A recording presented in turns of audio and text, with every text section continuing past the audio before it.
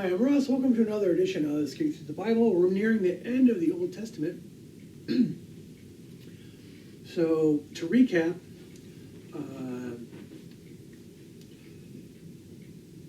God made Adam and Eve. Adam and Eve sinned. They got kicked out of the Garden of Eden. Several generations later, God looks down and says, you guys are all horrible and you're all raping each other and killing each other except for Noah. Grabs Noah and his family and two of every animal, puts them on a boat, floods the earth. They get off the boat, repopulate the planet. Then along several generations later comes Abraham, Isaac, and Jacob. Jacob's cool. God changes his name to Israel. He has 12 sons. His son Joseph gets taken into captivity because his brothers have sold him, ends up becoming the vice pharaoh, if you will, of Egypt. There's a famine in the land. The children of Israel become to live in Egypt because Joseph forgave them and was cool. Several generations later, the new pharaoh sucks. The new pharaoh is like, you Hebrew people are weird. I'm going to treat you like slaves. Moses steps up and says, no, this is a bunch of BS. We're out. We're going to bounce. So a bunch of drama ensues, and Moses and the Israelites end up bouncing out of Egypt. God gives them victory. And then they go up to Mount Sinai. Moses talks to God. He gives them the 10 Commandments and a bunch of laws and how to worship God and how to do sacrifices and all that stuff. And then so he says, go into the land of Canaan because this is the land I've given you and I'm going to give you victory. And they show up there, and 10 of the spies that went to scout out the land said, oh no, we're afraid we can't do it. But two of them, Caleb and Joshua, were like, yeah, no, we can do this because we trust in God. So God's like, okay, if you guys are going to be a bunch of wusses, then you can go out and run around the desert for 40 years until most of you die, and your descendants will take the land of Canaan. So then that's where we are now. So Moses is passing away. He passes on the torch to Joshua and Caleb. So now Joshua's in charge.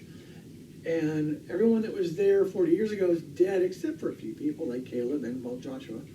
And they're going into the land of Canaan. So they go into the land of Canaan, and God gives them victory. And they take the land of Canaan because that's what God said he was going to do. He's like, these people are evil, and you can have this land, and I'm going to give it to you because it's fruitful and fertile and all that stuff.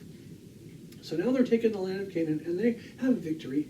And so God divides it up into 11 pieces, and he gives each piece of land to 11 of the 12 tribes of Israel.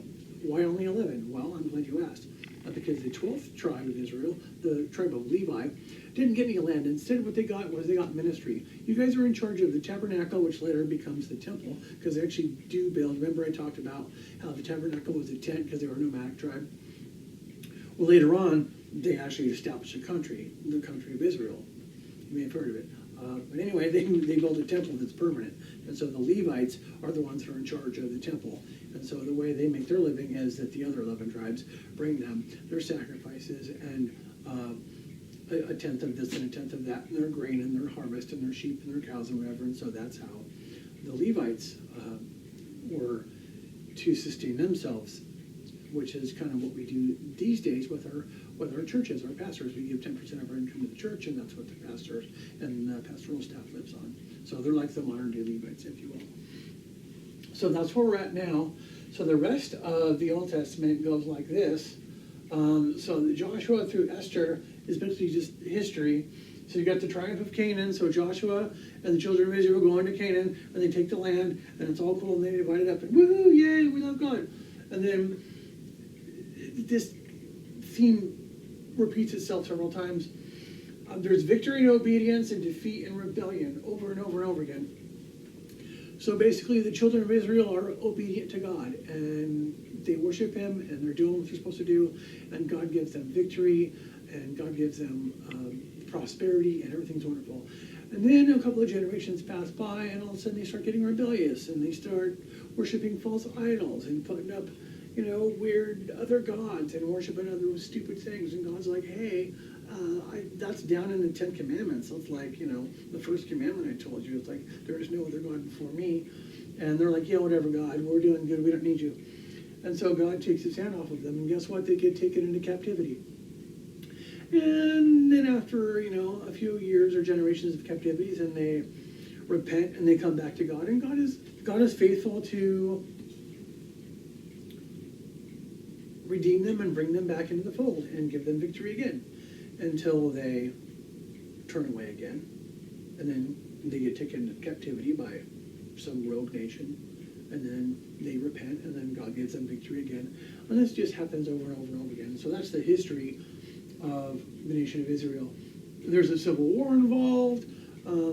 For some reason, the country of Israel and the country of Judah become a thing, and they split apart, and they're having a civil war. That's kind of silliness. And that happens over and over again. So basically, you're obedient to God, God blesses you. You turn away from God, God takes his hands off of you. Not necessarily that he's like making things happen to you, he's letting things happen to you. He's taking his hand off of you and letting bad things happen to you. That's what he was doing with the children of Israel. So the next part of the Bible is the book of Job through the book of Song of Solomon. It's poetry, wisdom, and music. So poetry, Ecclesiastes, and is pretty much poetry. Proverbs is a lot of wisdom. It was written by Solomon. We'll talk more about that later when we go through each book. Book of Psalms, as I said earlier, that's basically King David's music book. King David is up here in this whole war thing. We'll talk about that later. But King David was super cool. He was a cool guy.